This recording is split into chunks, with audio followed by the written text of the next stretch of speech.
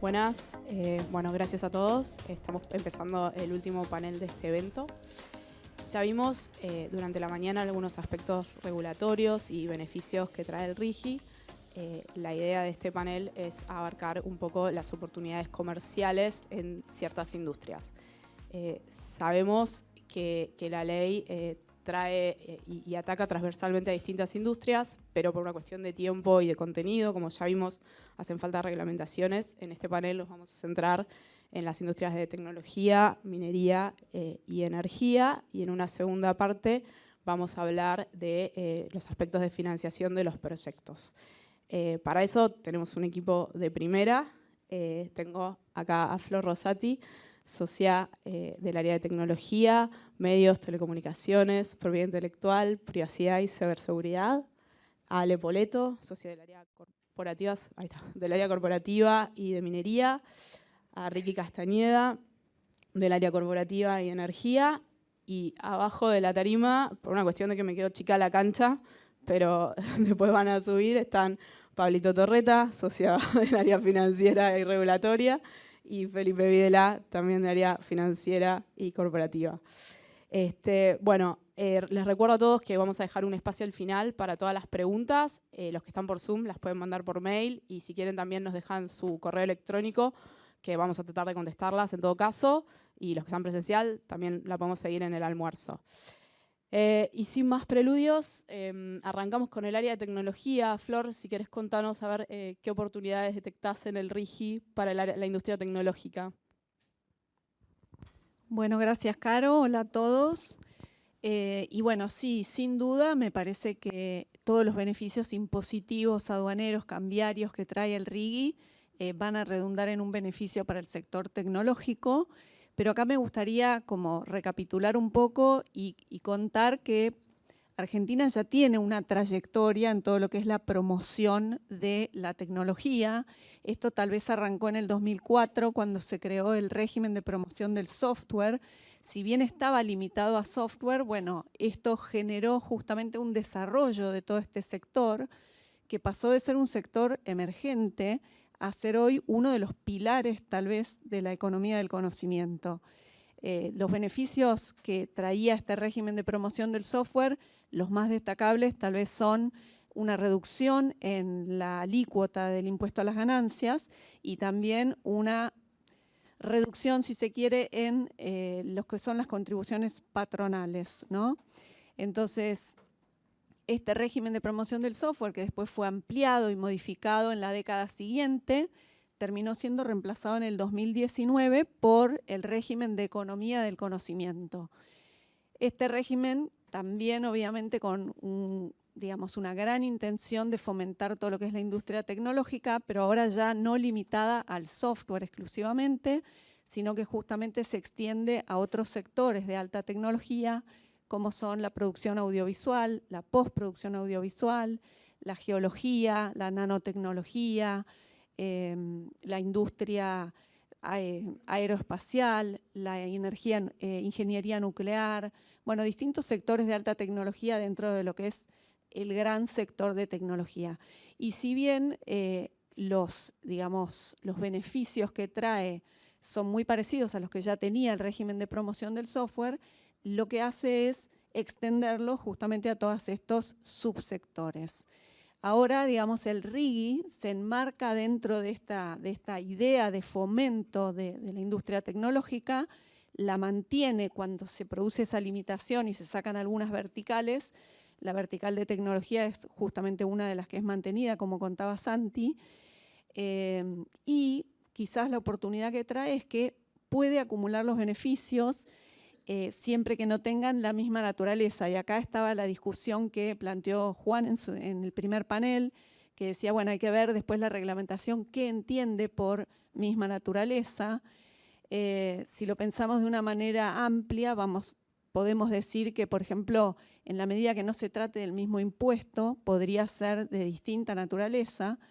Entonces, por ejemplo, el régimen de economía del conocimiento que prevé la posibilidad de tomar un crédito de parte de lo que se paga como contribuciones patronales, eso no está previsto en el RIGI, pero vos podrías tomarlo del régimen de economía del conocimiento y después podrías tomar otros beneficios que están en el RIGI, pero que no están en el régimen de economía del conocimiento. Por ejemplo, el tema de tomar el crédito del 100% de lo que vos pagás por impuesto de créditos y débitos en cuentas bancarias, vos lo tomás como crédito para pagar el IVA, eso está en RIGI y no está en economía del conocimiento. Entonces, el hecho de poder acumular los beneficios me parece que es una ventaja muy importante. Buenísimo, Flor. Venimos con mensajes positivos. Ahora, para darle una vuelta de rosca más, ¿vos identificaste algún subsector dentro de la industria tecnológica que se vea beneficiado o que tenga ventajas con el RIGI? Bueno, ahí me parece que hay muchos sectores que se pueden ver beneficiados por esto. El RIGI en este sentido es amplio y creo que la respuesta a esa pregunta está más dada por mirar tal vez cuáles son los viajes o las reuniones que tuvo el presidente Milei últimamente con los CEOs de las Big Techs. Esto salió en todos los diarios y ahí tenemos que, por ejemplo, se reunió con Elon Musk, que es el CEO de Tesla y SpaceX. Sabemos que en los primeros meses del gobierno de Milei, Starlink de SpaceX obtuvo la autorización para proveer servicios de internet satelital en Argentina. Se está explorando con Elon Musk la posibilidad de explorar y explotar los recursos de litio en Argentina, que son tan importantes para lo que son las baterías de los vehículos eléctricos. Entonces, claramente hay un interés ahí. Se podría eventualmente traer una fábrica de baterías de litio a la Argentina y ese es uno de los proyectos en los que quiere profundizar el presidente. Después también se reunió con Mark Zuckerberg y obviamente ahí también se exploraba la posibilidad de desarrollar desde Argentina todo lo que es realidad virtual y realidad aumentada. Se habló también de la posibilidad de prestar servicios de internet en zonas rurales. Se reunió también con Pichar, el CEO de Google y de Alphabet, y ahí se está hablando de los servicios de nube, básicamente, y de lo que es infraestructura de datos. Después también se reunió ¿con quién? Se reunió con todo el mundo, pero a ver, otro con que se haya reunido, que ahora no sé si te acuerdas de algún otro. No, porque me parece que ya mencionaste ahí. Bueno, ahí estamos, pero básicamente los servicios son esos: comunicaciones, datos, inteligencia artificial, todo lo que es nube. Y además está este proyecto de Milei de llevar al sur de Argentina, a la Patagonia, y crear como un hub de inteligencia artificial. Eso también es una de las prioridades que está marcando el presidente. Y lo que hay que tener en cuenta también es que todos estos beneficios del RIGI vienen de la mano de otros beneficios que trae la ley Bases, como por ejemplo en el ciclo anterior se hablaba de los beneficios laborales. Todos estos beneficios laborales que lo que hacen es que sea más fácil contratar y despedir personal y esto obviamente va a tener un impacto positivo en todas las industrias, pero en la industria tecnológica también. Buenísimo, mil gracias, Flor, súper claro. Ale, nos vamos a la industria minera. Un poco, ¿querés contarnos qué tan importante es el RIGI para la industria minera? Sí, ¿qué tal? Buenos días. Hace varios años que el incentivo de grandes inversiones, ¿sí?, y regímenes promocionales fueron objetivos de los distintos gobiernos que pasaron. En el caso de la minería, ¿sí?, que por su naturaleza son inversiones de muy largo plazo y por montos enormes, todos los proyectos son de cientos o miles de millones de dólares, era fundamental.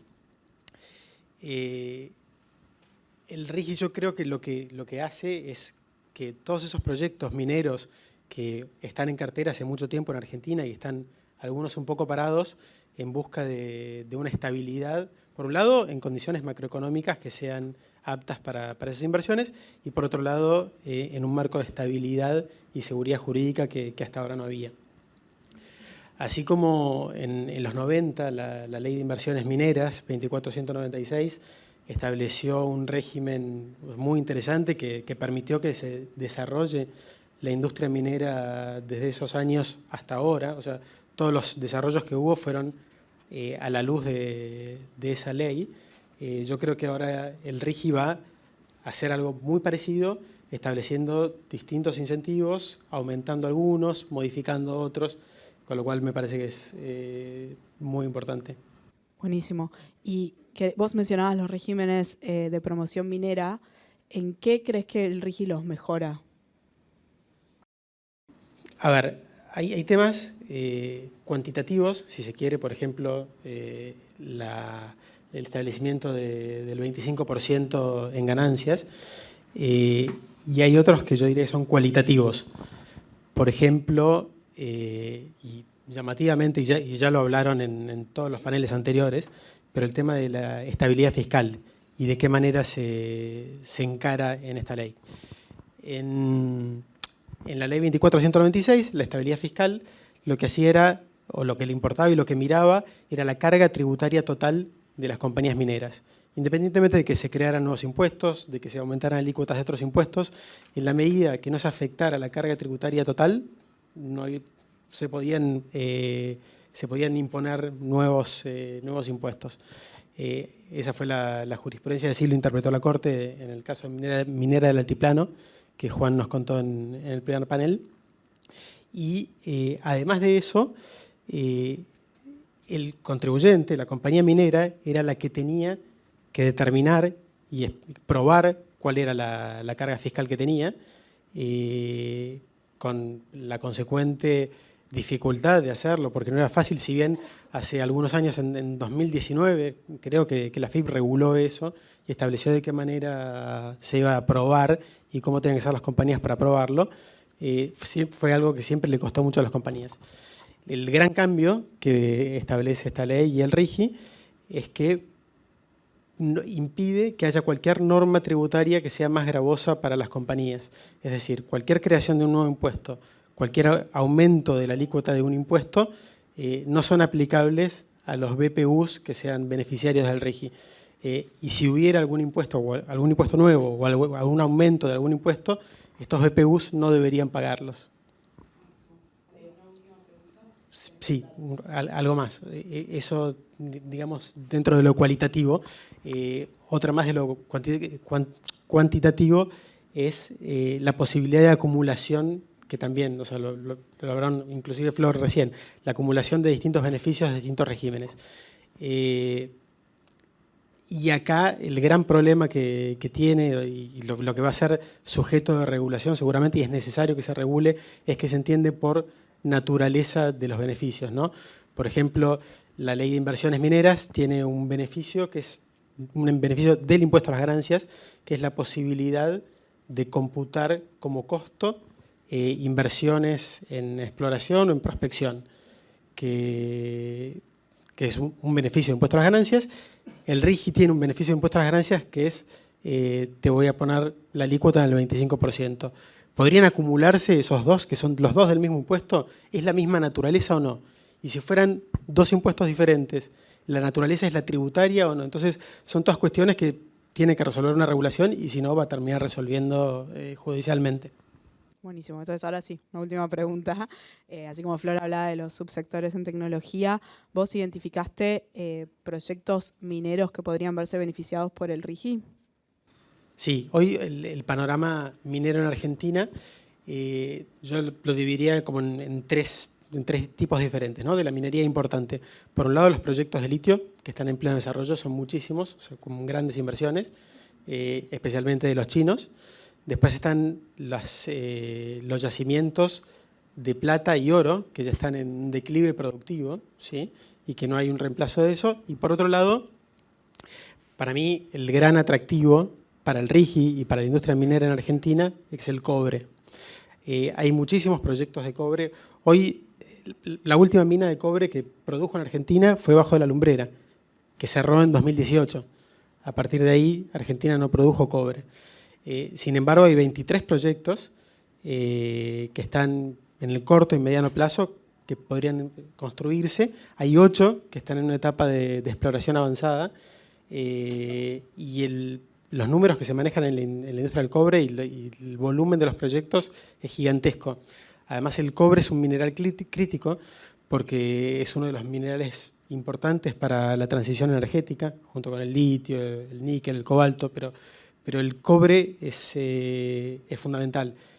Hay cobre en la fabricación de autos eléctricos, en las baterías, los paneles solares, en las turbinas eólicas. Toda la transición energética está atravesada por el cobre. Y en Argentina hay muchos proyectos, empezando por la provincia de San Juan. En la provincia de San Juan tenemos el proyecto José María del grupo Lundin. Es un proyecto que tiene un CAPEX estimado de 4.500 millones de dólares y es el primero de los que va a empezar a producir. Se estima que para 2026 o 2027 empiece a producir. Después tenemos en la misma provincia de San Juan Los Azules de McEwen, tenemos el Altar, tenemos el Pachón, Filos del Sol. O sea, son todos proyectos de clase mundial. Estamos hablando de inversiones de 3.000, 4.000 millones de dólares. Por otra parte, volviéndome un poco a la macro mundial, el cobre hoy está, o en mayo, llegó a sus picos históricos de valor con 11.000 dólares por tonelada. Se estima que eso va a seguir aumentando y que además va a haber una escasez de cobre. Va a haber un shortcut de cobre que se estima en 50 millones de toneladas, que se den 10 millones de toneladas, que para que se den una idea, son 50 proyectos de clase mundial y más o menos 7 veces la producción de Chile, que es el principal productor de cobre mundial. Entonces, realmente hay una oportunidad y Santiago contaba en su panel que probablemente este régimen de las grandes inversiones, las inversiones estratégicas, esté dirigida al cobre. Yo creo que está dirigida al cobre por todos estos factores. Volviendo un poquitín más a Argentina y muy rápidamente para terminar, además de San Juan, en Catamarca está el proyecto MARA, que es minera lumbrera Agua Rica, que fue recientemente adquirido por Glencore de Pan American Silver. Hay proyectos en Salta, hay proyectos en todo el país. Los proyectos están, los minerales están, lo único que se necesita es que la macro argentina acompañe, que haya una estabilidad y con eso yo creo que van a haber las inversiones. Y me parece que la ley bases y el RIGI son un buen comienzo. Clarísimo, Ale. Millón de gracias. Ricky, hasta acá Ale y Flor nos trajeron oportunidades. Contanos qué hay en materia de gas y petróleo. A ver si ves alguna modificación que introduce el RIGI a la ley de... Sí, bueno, energía junto con minería ahora me parece son las vedettes, porque todo el mundo sabe, o es de público conocimiento, el potencial argentino que hay tanto en minería como en oil and gas. Se cree que si se hacen las inversiones que se tienen que hacer y en 5 o 10 años las exportaciones de energía podrían igualar a nuestras exportaciones de agro, con lo cual el potencial es enorme de Argentina en ese sector, pero como siempre Argentina tiene sus dificultades y hay que darle al inversor incentivos adecuados para que pueda invertir en Argentina, cosa que es difícil dada nuestra historia. Entonces ese es uno de los objetivos que Milei y su gobierno tienen por delante, un objetivo que no es fácil y para ello ha introducido algunas modificaciones que no solo están en la sección de RIGI de la ley de bases, sino también en que hay algunas modificaciones a la ley de hidrocarburos y se delegó en el Poder Ejecutivo, como vamos a ver más adelante, la modificación del régimen de energía eléctrica, ¿no? Siguiendo la concepción que tiene este gobierno del libre comercio, ¿no? Dejar liberado al mercado la fijación de precios. Y en ese sentido, por ejemplo, en las reformas a la ley de hidrocarburos se introdujo un nuevo concepto como de política nacional. Antes la política nacional de los hidrocarburos estaba dirigida a asegurar el abastecimiento interno de hidrocarburos, cuidando las reservas. Ahora Milei le agregó un componente que, hay que asegurar el abastecimiento interno, pero también hay que cuidar la rentabilidad de las compañías.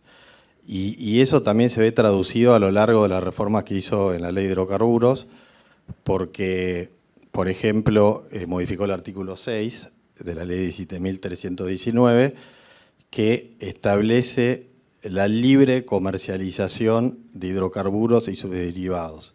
¿Esto qué quiere decir? Que ahora las empresas van a poder fijar libremente los precios de los hidrocarburos sin intervención estatal. Se prohíbe la intervención del Poder Ejecutivo en la fijación de precios. Eso va a tener un impacto enorme en el mercado, tanto para consumidores como las empresas. Bueno, los consumidores desde ya, porque los precios van a tender a los valores de mercado, o sea, aproximarse a valores internacionales. Pero por el lado de las empresas, eso que va a generar que las empresas inviertan, porque saben que van a poder vender sus productos a lo que valen, ¿no? Vamos a ver si esto puede ser sostenido en el tiempo, como hablábamos con Oscar. Todo es muy lindo, pero cuando hay una emergencia y como dijo Gonzalo, si no hay plata o no hay recursos, vienen las limitaciones, y esa es una historia lamentablemente que tenemos los argentinos de incumplir nuestras promesas y nuestra palabra, y yo creo que va a llevar tiempo recuperarlo. Pero bueno, yendo a los cambios que se introdujeron, no voy a decir todos porque la ley de hidrocarburos tuvo más de 50 modificaciones, vamos a nombrar algunos que pueden generar inversiones. Una muy importante es que la ley de hidrocarburos ahora crea una figura que se llama autorizaciones de transporte. ¿Qué es esto? Antes, para transportar hidrocarburos, o sea, para el que no sabe hacer oleoductos o gasoductos, vos necesitabas una concesión. Ahora se requiere una autorización que es distinta a la concesión, es más laxa. Lo único que hay que demostrar, vamos a ver qué dice la reglamentación, pero principalmente que hay solvencia económica y ¿cómo se llama? Y técnica para hacer el gasoducto. Y esto que va a generar un montón de oportunidades. Por ejemplo, en minería. Las empresas mineras consumen energía en forma intensiva y están en lugares inhóspitos donde no llega ni la red de transporte eléctrica ni la red de transporte de gas. Esto va a permitir que empresas como TGN, TGS, que tienen la capacidad técnica, se puedan salirse de sus concesiones y puedan empezar a construir ductos que, por ejemplo, lleguen a las mineras y las puedan provisionar de gas para turbinas térmicas, ¿no? Este es un cambio bastante relevante. Otro cambio relevante, y esto está dirigido a un único proyecto, acá hay algunos amigos que integran ese proyecto de gas natural licuado, es generar un marco regulatorio para que no se interrumpan los contratos de exportación de gas licuado, ¿no? Crea un nuevo régimen para el gas licuado que las empresas que se van a dedicar a exportar gas licuado pueden pedir una autorización para que se le otorgue una habilitación en firme de exportación ininterrumpible de GNL. Para eso el gobierno lo que va a tener que hacer es, dentro de los 6 meses de la ley de bases, va a tener que hacer un estudio y va a generar un certificado de recursos gasíferos, porque obviamente si dejamos que se exporte todo el gas licuado sin ningún límite, obviamente no se va a poder abastecer el mercado interno. Entonces se va a tener que hacer un estudio de cuáles son los recursos de Argentina de gas, va a ser una proyección de cuál es el consumo ordinario que va a necesitar la Argentina en los próximos años, incluidas las nuevas tecnologías que van a venir, como el hidrógeno y demás, se tiene que prever, y esa autorización, una vez que se hagan esos estudios y se otorgue la autorización al concesionario, digamos, va a gozar de una estabilidad regulatoria, digamos, de alguna forma, en que no se le van a modificar, interrumpir, de redireccionar sus contratos de exportación de gas licuado. Después hay otras reformas más menores, no sé si tenemos mucho tiempo, pero... Ricky, también pensaba en otras oportunidades, como por ejemplo que a partir del gas, crear la energía necesaria para los data centers, para el uso en inteligencia artificial, o por ejemplo, para lo que es la minería de criptomonedas también, que requieren tanta energía. Sí, ya hay proyectos de esos en Argentina. Por ejemplo, hay proyectos de minas de criptomonedas cerca de los yacimientos. Se utiliza el gas de venteo.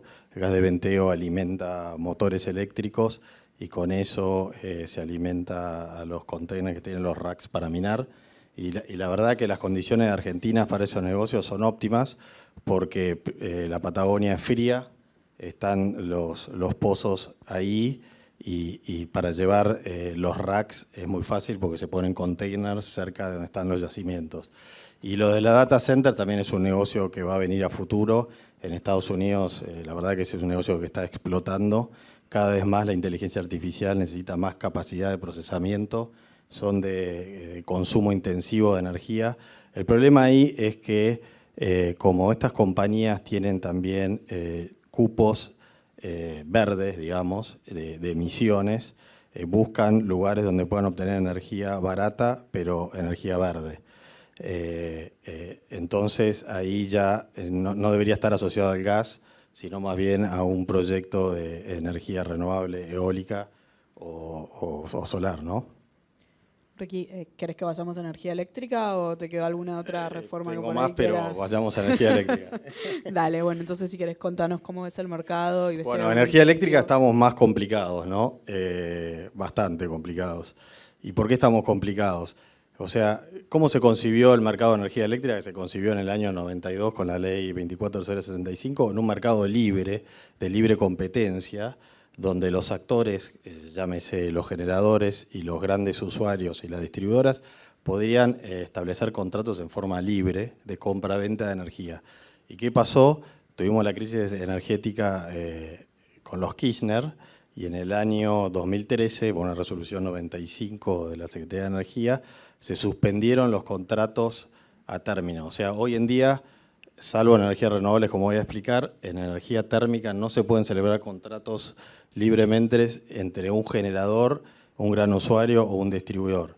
Después viene una excepción bajo la ley de energía renovable, que creó otro mercado que se llama el mercado de energía renovable, en el cual sí se pueden pactar libremente contratos entre grandes usuarios y los generadores.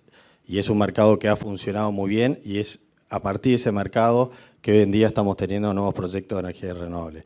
Dicho esto, y por qué tiene un gran problema el gobierno, es por el tema de las tarifas. Al pisar las tarifas durante tanto tiempo de los distribuidores, no hay forma de calzar la demanda con la oferta de energía en forma privada, ¿no? Porque ¿quién le va a vender energía a un distribuidor si sabe que si le pisan la tarifa no va a poder cumplir con su contrato? Y ese es el problema que vimos a principio de año, que el gobierno, con tal de tener superávit, dejó de subsidiar la compra de energía, se generó una gran deuda entre generadores y los distribuidores que terminó pagando el gobierno, va imponiendo un bono al año 2038 que todos tuvieron que aceptar, no queriendo, pero tuvieron que aceptar. Entonces, ¿cuál es la intención de mi ley acá? Volver al régimen de la ley del año 1992, o sea, liberar el mercado.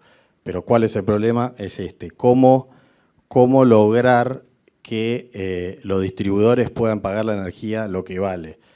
Y eso lamentablemente se lo van a tener que trasladar al consumidor, y el consumidor se va a tener que acostumbrar a pagar la energía lo que vale. En el mientras tanto, se van a tener que crear algún fondo estabilizador, como estaba contemplado originalmente en la ley, para cubrir estos desfasajes, ¿no? ¿Y qué dice la ley de bases a todo esto? La verdad no dice nada, porque me parece que no saben qué decir todavía, porque están viendo cómo lo solucionan, pero sí lo que hace es delega en el Poder Ejecutivo la reforma de todo el marco regulatorio de energía eléctrica, para que pueda introducir las reformas que sean necesarias para lograr un mercado libre y de libre competencia. Está bien. Está bien. Gracias, Ricky. Bueno, tengo que hacer un cambio de jugadores, como les anuncié. Suben al estrado Pablito y Feli.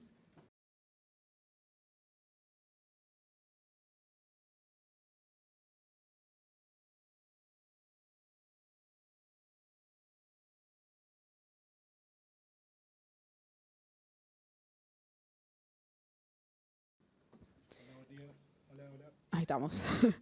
Bueno, chicos, dado todo lo que ya escuchamos en las exposiciones previas y obviamente en los términos de la ley, ¿qué creen que son los desafíos que hay que tener presentes a la hora de planificar un financiamiento para este tipo de inversiones o de proyectos? Sí, si querés, para hacer una mini introducción, todo lo que estuvimos hablando es importante tenerlo en cuenta, pero si no hay financiamiento, si no hay plata, digamos, pierde un poco sentido, ¿no? Y para ilustrar un poco el comentario inicial que voy a hacer sobre el RIGI, quiero contar dos anécdotas, dos muy cortitas. Una, hace muchos años, vino un banco americano acá a una reunión con empresarios argentinos, y los empresarios argentinos le empezaron a explicar cómo eran las cuestiones, qué sé yo, y el banquero lo para y le dice: "We are XX Bank, we got the money, we make the rules". Somos el banco X, nosotros tenemos la plata, nosotros ponemos las reglas. Bueno, no es tan así, digamos, como veremos ahora con Pablo, no es tan así.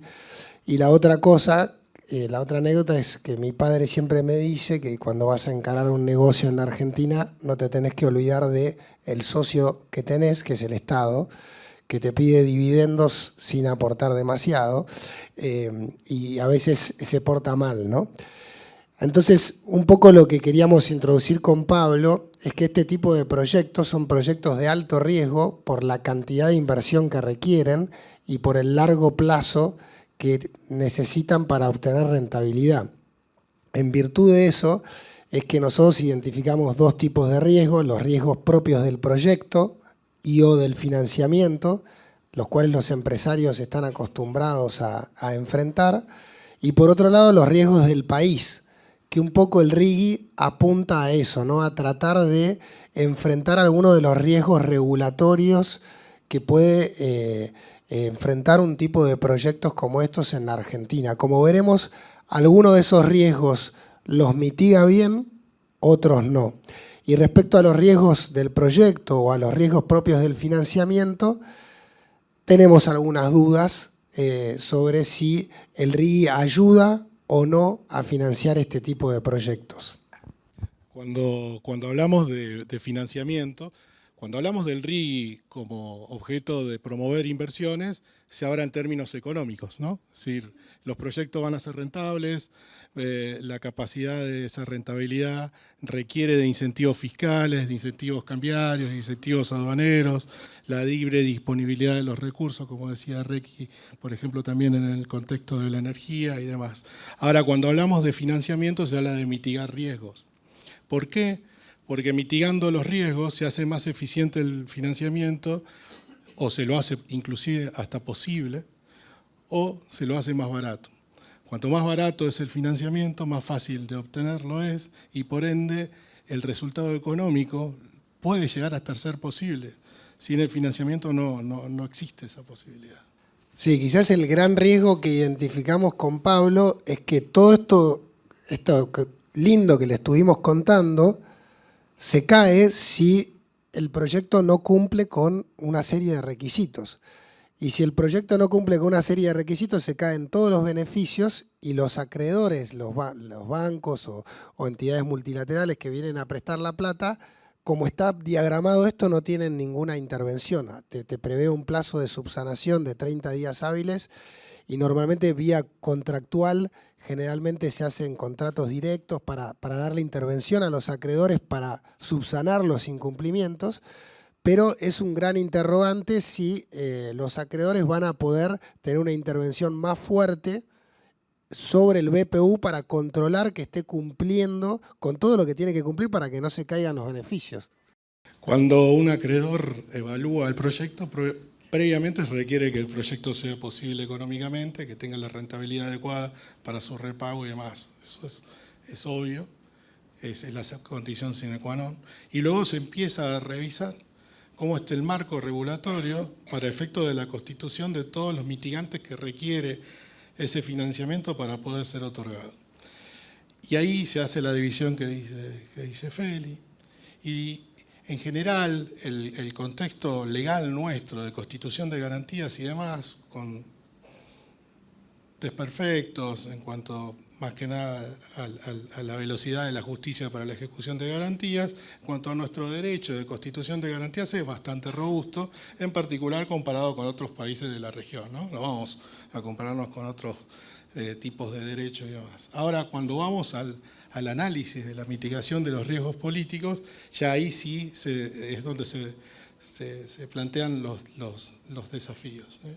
Y ahí es donde a veces, en este tipo de contextos regulatorios, se nota de que se ha pensado tal vez en la parte económica y no tanto en la parte financiera, o los actores interesados en la promulgación, la promoción de este tipo de regulaciones han tenido focos en empujar por la parte económica y no han tenido input de los actores financieros para tener sus consejos o demás, ¿no? Entonces, básicamente cuando el análisis de si esto es financiable y si los riesgos pueden ser mitigables, básicamente lo que un financista ve es, ¿va a poder el proyecto repagarse con acceso al mercado de cambios? Parece que eso lo tuvieron en cuenta con el tema de la estabilidad cambiaria, con las salvedades que todos lo saben y los bancos lo saben porque el financiamiento y las crisis cambiarias suceden en la Argentina y en el resto del planeta, ¿sí? También saben, también está la parte impositiva, por si el proyecto va a ser viable económicamente, si se puede mantener esa viabilidad económica, que es lo que decía Fieli, cómo controlarlo. Y eso también hay una capacidad de hacerlo a nivel contractual, básicamente, mucho más compleja. A mayor incentivo, mayor la diagramación de las protecciones y de los controles a nivel contractual que el acreedor va a tener que tratar de tener para verificar que la sociedad del proyecto cumpla con todos los requisitos que tiene que cumplir para gozar de esos incentivos. De ahí es lo que decía Felipe, un mitigante, además de los mecanismos contractuales, es que a veces se requiere del diálogo directo del acreedor con la autoridad de aplicación. Eso no está previsto en el marco regulatorio. En otros marcos regulatorios previos, que también el Estado ha establecido para promover este tipo de financiamientos, en casos pasados sí lo hizo. Por ejemplo, en algunos de los regímenes que se verificaron en el esquema PPP o en renovables, que son estos acuerdos directos que decía Felipe. En este marco no lo hay y eso tal vez se pueda solucionar a nivel reglamentario. En cambio, sí pareciera que existe otro tipo de mitigantes, que es que no haya restricciones a la libre disponibilidad de las acciones del proyecto, por ejemplo. Ni para su libre disponibilidad, es decir, que el accionista del BPU pueda vender las acciones del proyecto que él hizo sin perder los beneficios. Y también para que esas acciones o esa participación de capital, de la forma que sea, que ya vimos cuáles son, que las explicó Santiago, también puedan ser objeto de gravamen y que ese gravamen pueda ser ejecutado, en caso de un incumplimiento, y transferido a un tercero. Tampoco habría tipo de limitaciones. Sin embargo, habría que ver a nivel reglamentación y de cada proyecto en sí, en el contexto de que ese proyecto se vaya a llevar adelante, si hay otra reglamentación que sí establezca este tipo de restricciones.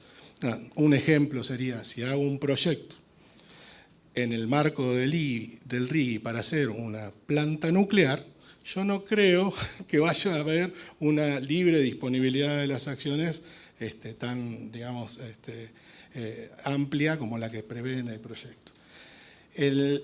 Lo que sí, en cambio, cuando, digamos, en el ejemplo más absoluto de una financiación de este tipo de cosas son los que se llaman financiaciones de proyecto, donde las garantías se constituyen sobre todo, sobre el flujo, sobre los derechos, los incentivos, los derechos que tiene el proyecto, las acciones, como acabamos de mencionar, y también sobre los activos.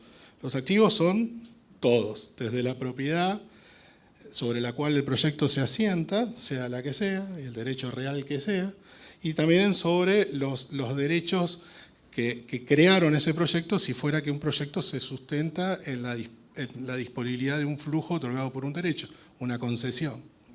¿Sí?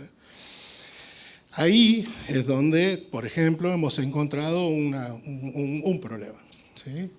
Sí, ahí un poco, como decía Pablo, si bien respecto de las acciones de los BPU o las participaciones sociales hay libertad total, que nosotros nuestra interpretación es que después la tenés que complementar con el régimen regulatorio específico del proyecto, energía nuclear, energía lo que sea.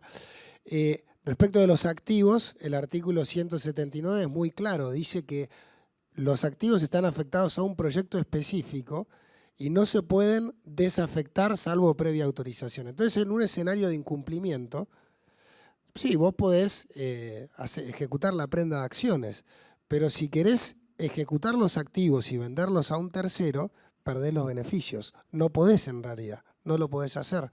Entonces, digamos, la ejecución de las garantías en un escenario de incumplimiento, tal como está escrito el RIGI, se ve impedida. Hay otro artículo que mencionaba antes Guido, que decía que las mercaderías que eran importadas y gozaban de los beneficios aduaneros iban a poder ser cedidos a otro BPU, pero cuando lo lees con el 179, pareciera ser que en realidad los activos no se pueden trasladar a otro BPU. Entonces ese es un interrogante que se nos plantea. Una última cosa que quería mencionar, Pablo. La otra cosa que también nos generaba dudas, que lo conversábamos con Ricky y con Pablo antes, es que se habla de la estabilidad impositiva, la estabilidad aduanera y de la estabilidad regulatoria, pero la estabilidad regulatoria es solo para los grandes proyectos de exportación. O sea, menos de $1.000 millones no hay estabilidad regulatoria. Entonces, ¿qué significa eso? ¿Que pueden alterar las tarifas? No queda claro. Ahí, para que ustedes entiendan la objeción del tema de la disponibilidad de los activos. Obviamente hay una tensión entre la autoridad de aplicación que quiere, que tiene el objetivo de que el proyecto de inversión sea y se concrete para lo que está previsto en la ley, de cuáles son sus objetivos finales, y la tensión del sponsor de obtener el financiamiento y la tensión del acreedor que necesita flexibilidad para ejecutar garantías en los casos de incumplimiento. Esto no quiere decir, y en la mayoría de los casos no sucede, que luego se termine ejecutando la garantía sobre los activos. Pero sí quiere decir que esa financiación o va a ser más cara, ¿sí?, o va a ser más difícil de ser obtenida. Hay esquemas donde estas tensiones pueden trabajarse. Veremos en la reglamentación si esto es posible. ¿Qué pasa? Siempre que hablamos de reglamentaciones, que ustedes acá han escuchado la palabra en infinidad de oportunidades por todos los expositores, cada vez que hablamos de reglamentación hablamos de riesgo país, ¿ok? Entonces, lo que no está previsto en la ley, que te lo soluciona la reglamentación, también tiene una mala nota a nivel de análisis del otorgamiento del financiamiento, que es lo que recién decía Felipe.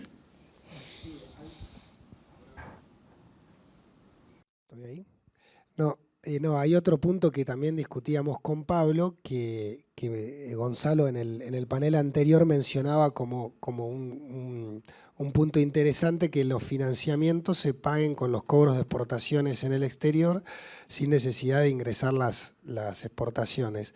El tema es que para vos tener esa disponibilidad de los cobros de exportaciones tiene que pasar un plazo determinado y que el proyecto habla de puesta en marcha del proyecto, ¿no? Y ese es un gran tema que se define contractualmente qué se considera como puesta en marcha, ¿no? El término es completion.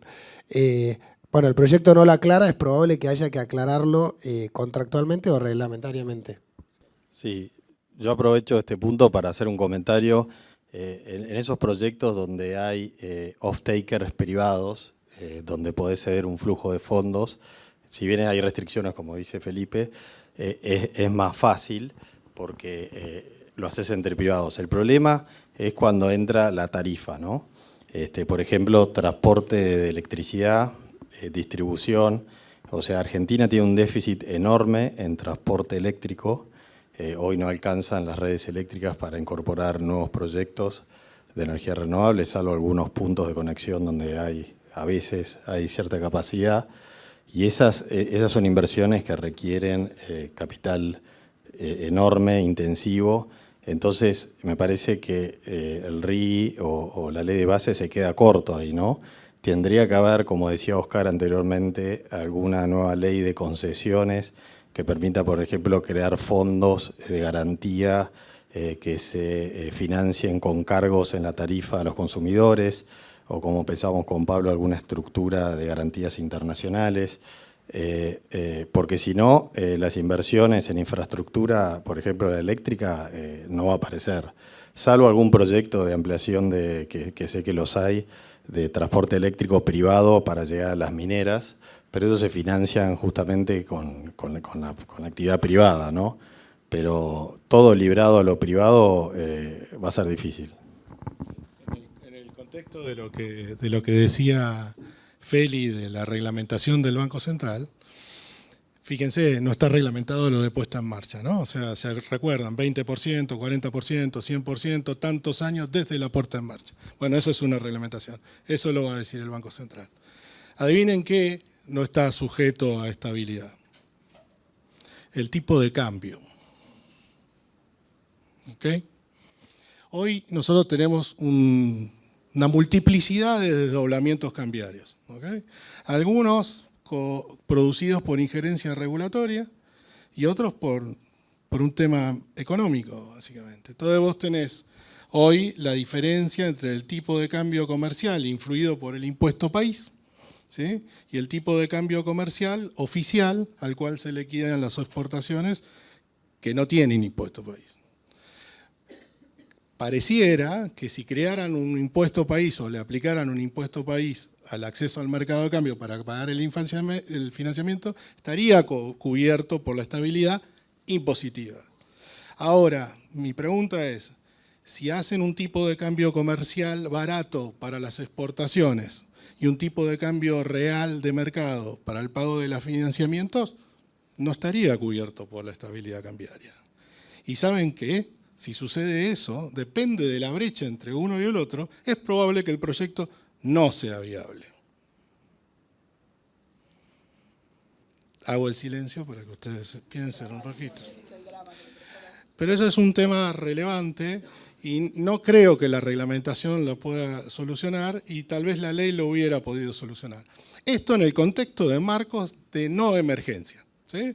En las emergencias todo está cruzado por la falta de divisas y seguramente va a haber una intervención en el mercado de cambios, esperemos que temporaria, y eso ya lo desarrolló Oscar y demás. Pero yo quiero llevarles la atención a ustedes de que este tipo de riesgos, por la voluntad del Estado, sí son contemplados a la hora de otorgar el financiamiento y lo van a tener en cuenta los que financian para establecer si es posible o no.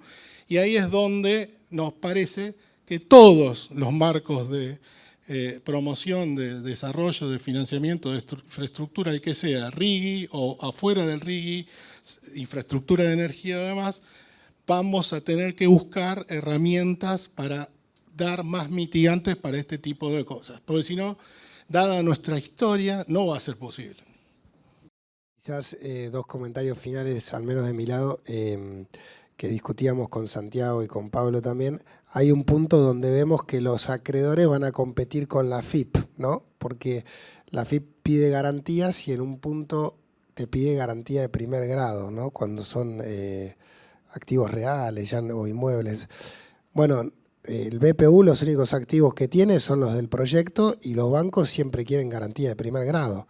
Entonces ahí va a haber que ver cómo se soluciona esa competencia. Y como comentario final, digamos, un poco... Garantía para la FIP, ¿sí? Menos incentivos para el financiamiento, ¿sí? A mayor protección del recupero del impuesto y del beneficio fiscal mal otorgado, menor posibilidad de obtener financiamiento o de que el financiamiento sea más eficiente. Y ahí, de vuelta, para mí la reglamentación también, eso sí lo puede resolver. Claro, eso que decía Pablo es el comentario final, que creemos que la reglamentación y los contratos van a ser fundamentales para poder, digamos, disipar algunas dudas que tiene el RIGI, ¿no? Como que va a haber que trabajar mucho, sobre todo en la reglamentación, en lo contractual, para tener bien claro esos puntos, esas encrucijadas. Y nada más, el último, y ya te dejamos, ¿no? ¿Estamos bien con la hora? ¿Estoy bien? No, nada, nos queda nada más el tema de los impuestos provinciales, ¿no? En algunos lugares, depende el impuesto provincial de que se trate, estos proyectos que a veces la línea entre la viabilidad económica financiera o no es muy delgada. Y nada más que aplicarle un impuesto de sellos, un impuesto de ingresos brutos y demás, tasas. Estamos, bueno, listo. Maxi, estamos...